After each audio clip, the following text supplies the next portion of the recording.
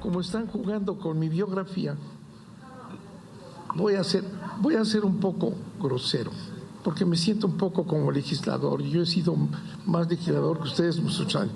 Miren, la caída del sistema, ¿verdad?, fue un amaciato entre el PAN y Salinas de Gortari. Ustedes, claro, sí, así fue, un amaciato entre Salinas de Gortari. Orden a la asamblea, por favor. No está previsto un diálogo. Dejen que concluya con su respuesta. Va a tener derecho de réplica el diputado que...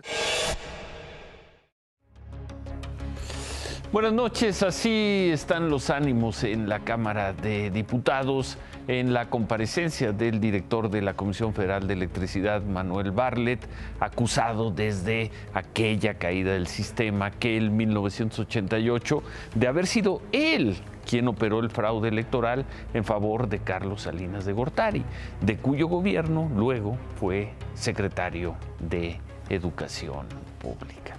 Así las cosas, vamos a tener la crónica de la comparecencia en unos momentos, pero antes vamos a ver esta historia. Hemos presentado durante meses las crónicas, meses y quizá años, las crónicas de los sufrimientos de los migrantes en su afán de cruzar el territorio mexicano y llegar a Estados Unidos. Pero a la par de los migrantes avanza una red de criminales que se enriquecen con la esperanza de hondureños, salvadoreños, caribeños. Criminales como este con el que dimos, el vampiro, detenido por la policía de la Ciudad de México. Detenido así, detenido con esto. Algunos de estos migrantes caminan directamente a la boca del lobo, al que no se encontrarán hasta Tamaulipas, sino mucho antes, justo en su parada intermedia ya programada, la Ciudad de México, donde su suerte puede quedar echada por santeros y guardias nacionales sobornados. Este hombre se llama Huberto Vázquez Gómez, le apodan el vampiro, y fue detenido apenas el martes de la semana pasada en los alrededores de la terminal de autobuses del norte, desde donde, según decenas de documentos, imágenes y capturas de pantalla obtenidos por Imagen Noticias, el hombre enviaba camiones llenos de migrantes guatemaltecos, hondureños, haitianos, nicaragüenses, salvadoreños y cubanos a Saltillo, Coahuila, y a Monterrey, Nuevo León. Estos videos fueron tomados por los mismos coyotes con los que operaba el vampiro durante junio, julio y agosto de este año, según las fechas de los archivos creados y enviados por él mismo a sus jefes o socios, integrantes del Cártel del Golfo, quienes registran cada dato de las personas que trasladan y siguen el funcionamiento de la operación a partir de estas imágenes. Las autoridades establecen la relación con el Cártel del Golfo por la existencia de conversaciones como esta, entre un individuo identificado como 61CG, al que se le sigue rastro en el estado de San Luis Potosí, y el vampiro, vecino de la céntrica colonia Guerrero, quien tiene la capacidad de surtir armas de alto poder. Las fotos de estas visas humanitarias expedidas por el gobierno de México a 5 ciudadanos hondureños en diciembre pasado, incluida la de una niña, circulaban en los grupos de WhatsApp de los polleros, que cobraban hasta 10,000 pesos por persona, incluidos los niños, muchos niños.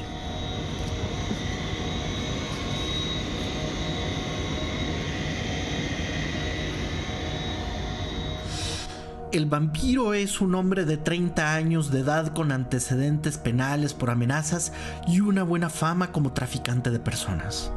Entre las imágenes que circuló entre sus contactos está la captura de pantalla que hizo de un potencial cliente cubano.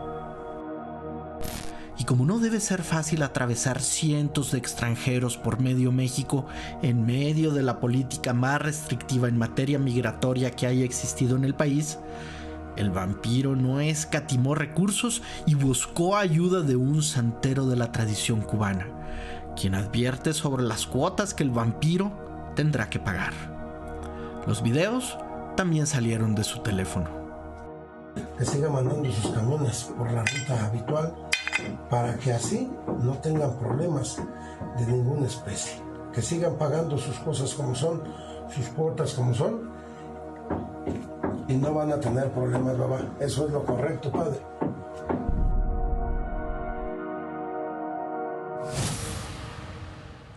¿Cuántos vampiros más o cuántas personas como este vampiro se están enriqueciendo y están ganando mucho dinero con el tráfico de personas? Y además personas que vienen desde la frontera sur y los detienen en la Ciudad de México. ¿Por qué no los detienen así como detienen a los migrantes allá en el sur, en territorio de Chiapas? ¿Por qué no los detienen las autoridades federales? ¿A quién están deteniendo las autoridades federales? ¿Tiene que venir a hacer este trabajo la autoridad de la Ciudad de México? Más adelante vamos a tener información sobre cómo le fue a los migrantes que están en Chiapas. Hoy supuestamente iban a avanzar. Vamos a tener esa crónica en unos momentos.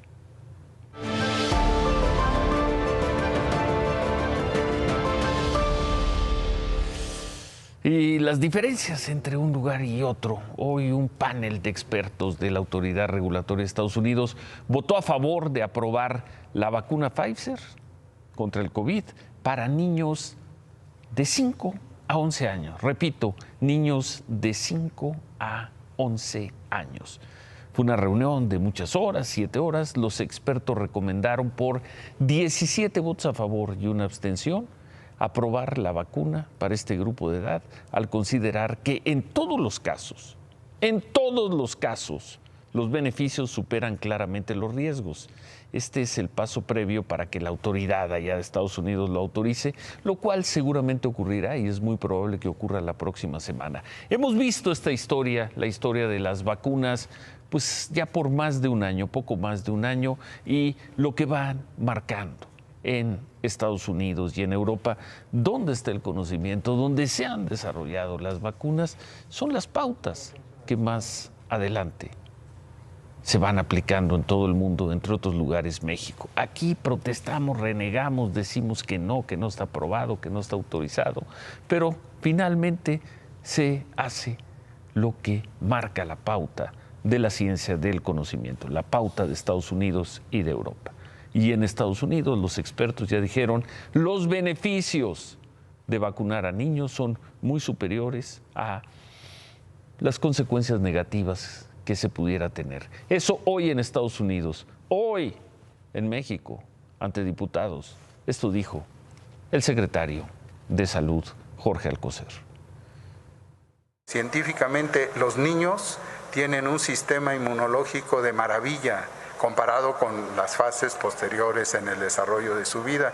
¿Y cómo vamos a entorpecer ese aprendizaje de su sistema inmunológico, de sus células que nos defienden en toda nuestra vida, con una llegada de una estructura totalmente inorgánica como es una vacuna? A mis nietos no los vacuno. Si tienen una comorbilidad, adelante, y eso es lo que ya se empezó con poblaciones más jóvenes. A mis nietos no los vacuno. Y si eso dice el secretario de Salud, pues la vacunación de menores no va a ser prioridad para el gobierno mexicano. Hemos visto como una tras otra el doctor López-Gatell y de alguna manera el doctor Alcocer han perdido una a una todas estas discusiones con el avance de la vacuna, una a una. Hoy coincidió que el doctor Alcocer fue a Cámara de Diputados y que los expertos de Estados Unidos votaron para darle el visto bueno a la vacuna a menores. Pero aquí el secretario de Salud dice que a sus nietos el secretario de Salud no los vacuna. El doctor Alcocer fue cuestionado duramente también sobre la gestión en la pandemia. Por ahí apareció también el nombre del doctor López-Gatell, parte de lo que ocurrió allá en San Lázaro.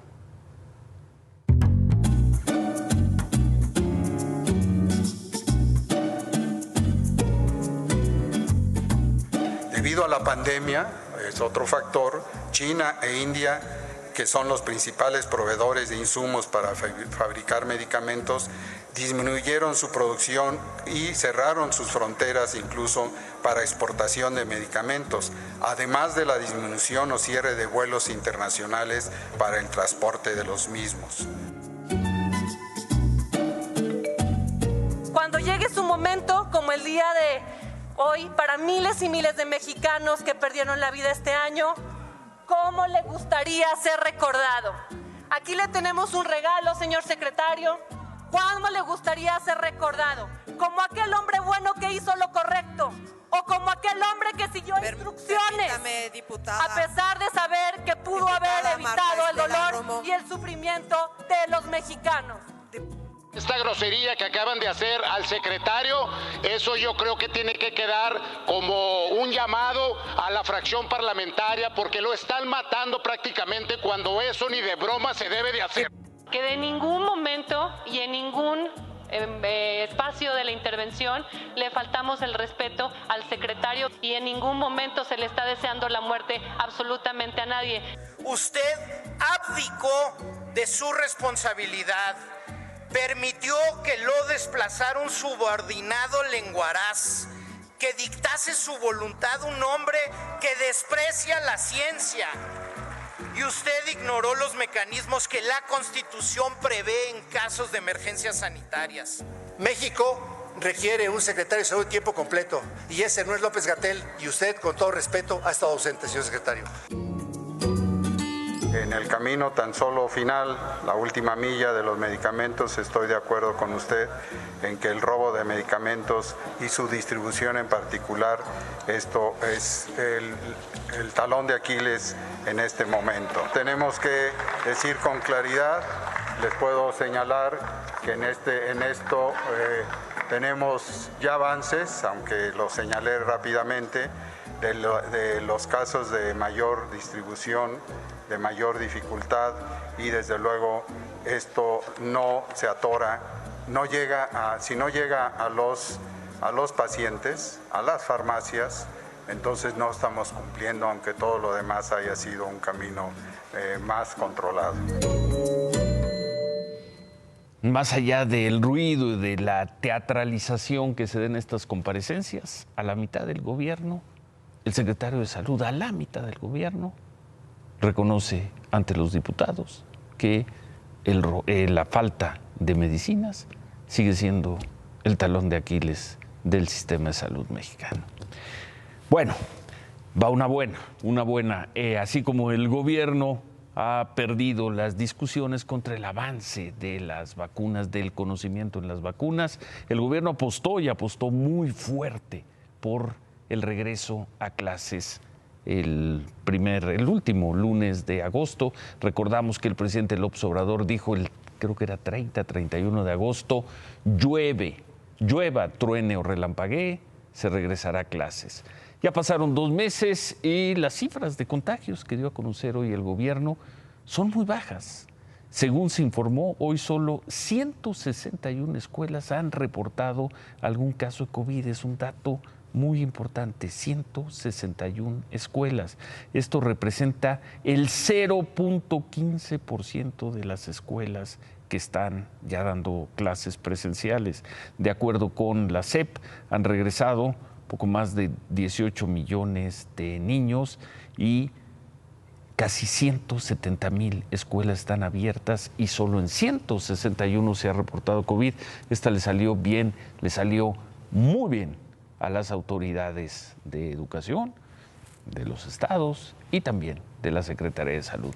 En otras cosas, esta tarde se reportó una agresión contra agentes de investigación de la Fiscalía de Justicia del Estado de México. De acuerdo con reportes de la policía, los hombres dispararon al vehículo donde viajaban los ministeriales. Esto fue sobre la carretera Puente de los Sabinos, en Coatepec de las Harinas.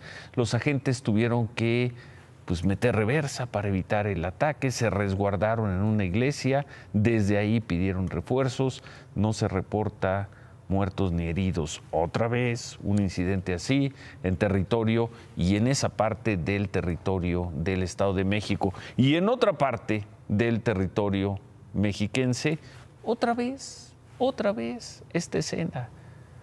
Ya va hacia la parte final el el gobierno de Alfredo del Mazo, ya cambiaron los ayuntamientos y las historias siguen siendo las mismas.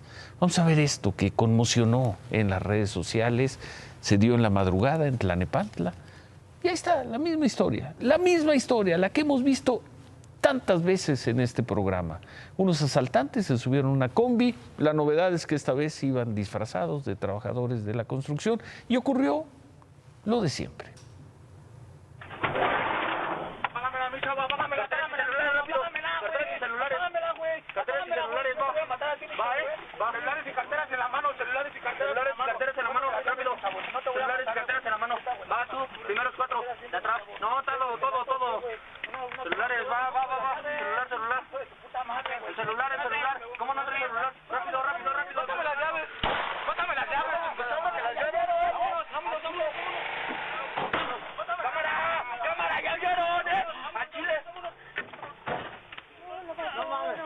Dispararon, no manches.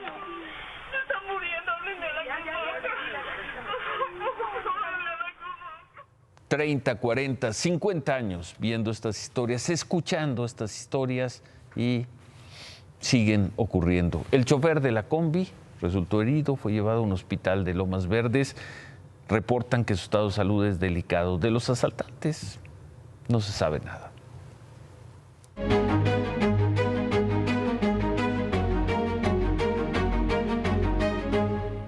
Veíamos al inicio del programa parte de lo que dijo el director de la Comisión Federal de Electricidad, Manuel Bartlett, al comparecer ante comisiones de energía e infraestructura de Cámara de Diputados. Sigue la comparecencia. Esto es parte de lo que ocurrió, la crónica de Ivonne Melgar.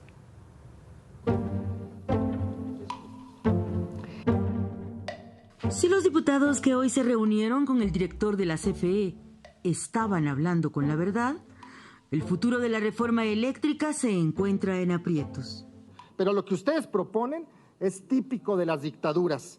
¿Por qué están tan obsesionados con destruir el sistema eléctrico nacional? La comparecencia de Manuel Bartlett en San Lázaro mostró a un PRI demasiado cerca a un voto en contra de la reforma que el presidente López Obrador quiere. Es innegable que hoy la CFE se encuentra en números rojos. Sin embargo, al inicio de esta administración estaba en números negros. Un PRI que públicamente casi dijo no.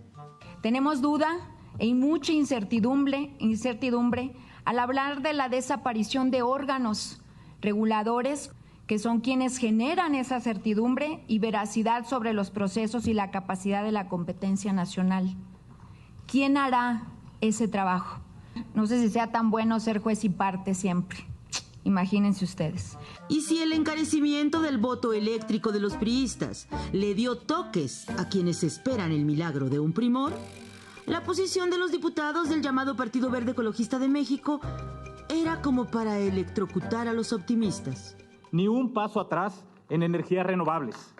La búsqueda por lograr una mayor participación de las energías renovables es una lucha histórica del Partido Verde. Es parte de nuestra esencia, por lo cual no podemos renunciar a ella. No todo fue hablar de tarifas de luz. Gracias, diputado presidente. A la izquierda, porque ya dije que a la derecha huele a azufre y a mentira y a corrupción. Decían que huele a azufre, pues ¿cómo no va a oler a azufre con la termoeléctrica de Tula? Los salinistas son ustedes. Si Salinas llegó al poder por el fraude de este señor, Salinas llegó al poder por el fraude de este señor, y hoy vienes de lamezuelas con el del fraude, hermano. Ni del pasado energético del sexenio pasado, origen, según el invitado, de los males de la CFE. Esta reforma es un atraco al país y a la CFE. Hoy por la mañana desperté y el dinosaurio seguía ahí. Es cuanto, señor presidente. Y aunque hubo hacia el funcionario un trato a veces rudo, lejano a las comparecencias tersas de otros años, Manuel Bartlett no se sulfuró. Quizá en 1988 se cayó el sistema y hubo gente que les creyó, pero en estos tiempos la información está disponible para todos y lo que ustedes dicen sobre el costo es una vil mentira. Lo que propone el presidente en la reforma es en realidad una política de transición. Soy breve porque si no me regañan. Y dejó el pleito y su defensa en manos de los diputados 4T. No podemos permitir la desaparición de la empresa de la nación. Señor director, ¿cuenta usted con el respaldo del grupo parlamentario de Morena para lograr los objetivos planteados por nuestro presidente? Me parece gravísimo es que estos defiendan el lucro de esas empresas privadas sobre el interés nacional. Son una pandilla de vendepatrias, eso es lo que son. Larga vida al director de Comisión Federal de Electricidad, al patriota Manuel Bartlett. Eso en diputados. En el Senado hace unos minutos se aprobó ya en lo general y en lo particular la miscelánea fiscal, también la Ley Federal de Derechos y la Ley de Ingresos para el próximo año.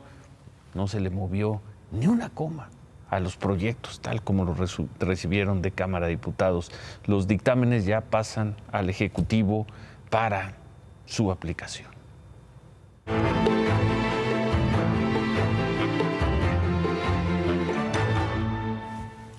El presidente López Obrador fue severo esta mañana al calificar la decisión de la Suprema Corte de Justicia de no mandar a la cárcel a la primera de cambios a quien esté acusado de contrabando, defraudación fiscal o producción de facturas falsas. El presidente aseguró que los ministros de la Corte actúan con absoluta libertad, pero tienen la arrogancia, así dijo el presidente, la arrogancia de sentirse libres.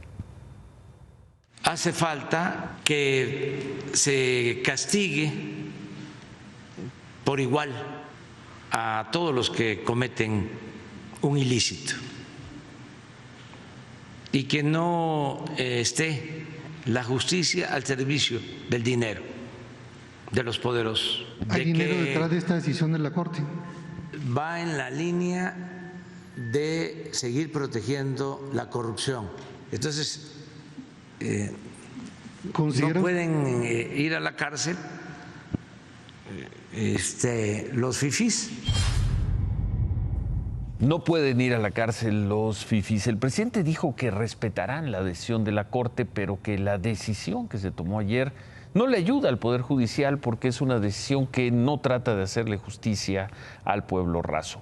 El ministro Saldívar, presidente de la Corte, no se quedó callado y tuiteó: la mayoría de las personas sujetas a prisión preventiva oficiosa son de escasos recursos. Se trata de una condena sin sentencia que por regla general castiga la pobreza. Debemos avanzar hacia un sistema que establezca la prisión preventiva como excepcional. Y luego puso este video en su cuenta de TikTok. Esto no implica que sin prisión preventiva oficiosa delincuentes peligrosos o que han defraudado de manera muy importante al país estén en libertad. Lo único que significa es que en estos casos la juez o el juez tendrán que dictar una resolución que justifique, que fundamente por qué una persona debe de estar detenida mientras se resuelve sobre su responsabilidad. Kimberly, buenas noches. Buenas noches, Ciro. Anoche les presentamos parte de la entrevista que le realizaste a Rosario Robles, en donde denunció que en casi 2 años no se le han realizado mastografías a más de 1,400 mujeres que hay en el penal de Santa Marta, Acatitla. Hoy consultamos a la Secretaría de Salud de la Ciudad de México. Explicaron que debido a la pandemia, las actividades de prevención y detección de cáncer de mama y cérvico-uterino fueron suspendidas. Sin embargo, aseguran que con el cambio de semáforo a verde, estos estudios se van a reanudar a partir del próximo mes. La Secretaría de Salud también agregó algunos datos sobre los estudios que se realizaron en el penal antes de la pandemia. En 2019, 336 mastografías, 241 papanicolaos y casi 1,800 colposcopías. La Secretaría agregó que los estudios de mastografía fueron realizados solo a las mujeres que cumplieron los criterios clínicos, principalmente mayores de 40 años, y que no se detectó ningún caso de riesgo mamario. Bueno, por cierto, en respuesta a lo que ayer oímos que declaró Rosario Robles acusando una venganza del presidente para que continúe en la cárcel, hoy el presidente le respondió que no tiene nada en contra de Rosario Robles, que es un tema exclusivo de la Fiscalía General de la República. Y bueno, en otras cosas, el gobernador de Michoacán, Alfredo Ramírez Bedoya, informó que ya van a comenzar con el pago a los maestros del Estado, esto para frenar los bloqueos de la CENTE. En Twitter escribió: después de varias reuniones que se han llevado a cabo entre el gobierno federal y el gobierno de Michoacán, se acordó que este martes se va a pagar la quincena 15, el miércoles la quincena 16, el jueves la 17 y el viernes la 20, con la totalidad de los bonos 2021. Consultamos con los maestros de la CENTE y aseguraron que ya fueron avisados del pago que se les va a realizar esta semana. Sin embargo, advirtieron que hasta no tener el dinero no van a quitar ningún bloqueo. La próxima semana los maestros tenían una reunión para ver cuáles iban a ser las acciones a seguir, pero con este anuncio dijeron que la reunión podría recorrerse a los próximos días.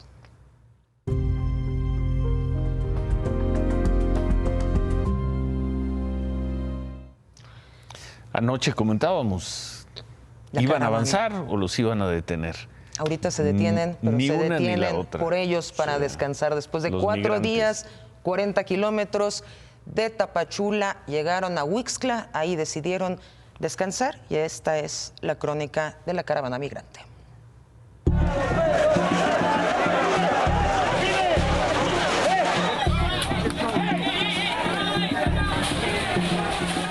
El primer domingo de septiembre, la Guardia Nacional le puso un alto a la caravana migrante que descansó en Huixtla.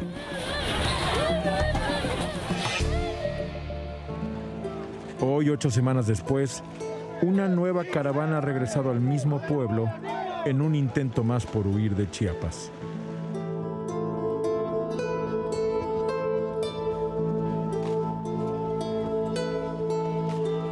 Sin la Guardia Nacional patrullando Huixtla, la última caravana migrante, la de las familias, se entregó hoy al descanso en sus calles, a reparar en lo posible las secuelas de caminar 40 kilómetros a más de 35 grados centígrados. Me echaron una crema y un vendaje y unas pastillas que me dieron para el dolor. Bastante. En su cuarto día de andar, la caravana de las familias decidió quedarse en Huixtla, donde la parroquia local lo recibió con posada y comida. La razón, ellos, niñas, niños y adolescentes forzados a actuar como adultos prematuros, huyendo de sus países de origen, lo mismo de la pobreza que de la violencia. 1,200 menores de edad caminan con sus padres en esta caravana, según los promotores de la marcha, además de 65 embarazadas y un número no determinado de personas con discapacidad. Por eso detuvieron su andar, para descansar, para lavar, para recuperar el optimismo que es hermano de esa tenacidad que los tiene hoy en caravana otra vez. Tanto que esta noche hubo fuerza hasta para celebrar un cumpleaños con pastel incluido, un lujo en medio de una caminata de una persecución que está por venir. Guárdalo.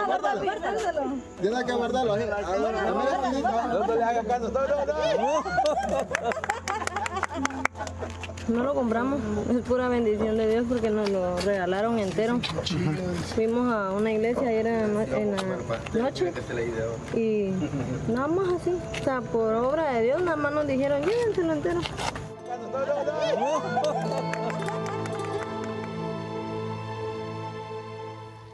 Y están en Huixtla, vienen caminando a la Ciudad de México, que esperemos que no se encuentren en la Ciudad de México más crímenes como los que vimos del vampiro, que no haya más vampiros en su camino. Que no topen con los vampiros. Gracias, Kimberly. Ciro, antes de irme, la Comisión Nacional de Derechos Humanos emitió una recomendación por el caso de Mario Aburto, que fue condenado a 45 años por el asesinato del ex candidato presidencial Luis Donaldo Colosio.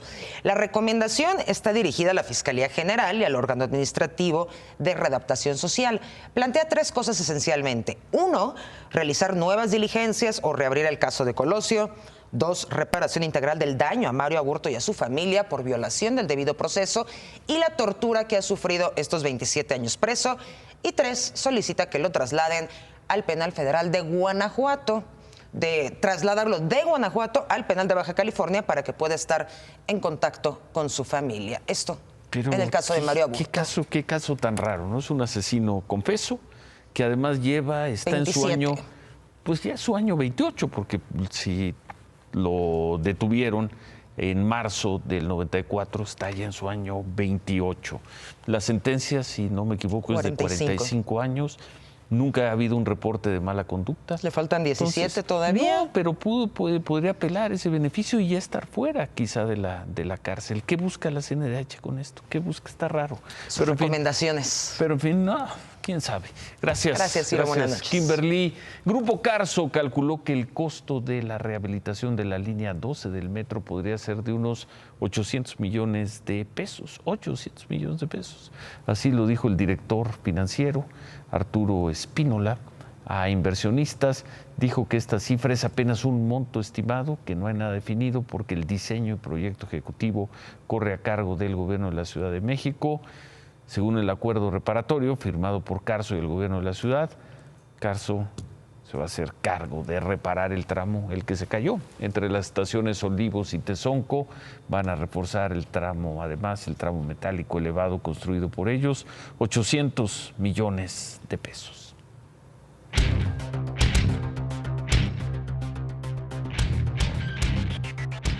David, ¿cómo quedaron las cosas anoche con este tema de no irán a la cárcel mientras esté el proceso los defraudadores fiscales, los factureros, los contrabandistas? Y hoy se enfrentaron el presidente López Obrador y el presidente de la Corte, Arturo Saldívar. Yo creo que no se enfrentaron. Yo creo que sí. Déjame darte mis argumentos.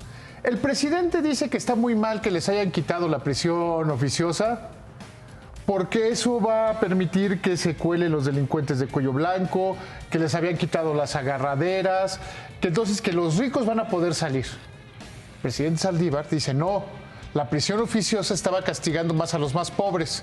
¿Están de acuerdo? ¿En qué? En que los que pierden siempre son los pobres, esté como esté la ley. Y a lo mejor es muy ingenuo decirlo, pero ojalá tuviéramos un sistema judicial y un sistema penal que fuera lo mismo para ricos y para pobres. Esté como esté, si oímos a Saldívar, pierden los pobres. Esté como esté, si oímos al presidente, pierden los pobres. Mira. O sea, ¿están de acuerdo en lo Eso es lo que llamas el análisis superior. Es análisis superior. Los dos terminan diciendo que es mejor la prisión oficiosa o que no es mejor la prisión oficiosa y respetar el principio de inocencia. Los dos terminan diciendo que porque daña a los pobres. Entonces están de acuerdo en una cosa. ¿Y para qué discutir si están de acuerdo? Que pase lo que pase, van a terminar perdiendo los pobres. Muy criticado ayer por lo que dijiste.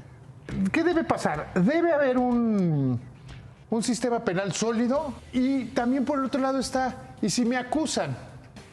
Y si me acusan y no es, tengo derecho a defenderme. Es una discusión de fondo. Primero, me quedo con el primer punto. Pierden los pobres en el escenario que quieras y los ricos van a seguir saliéndose con la suya.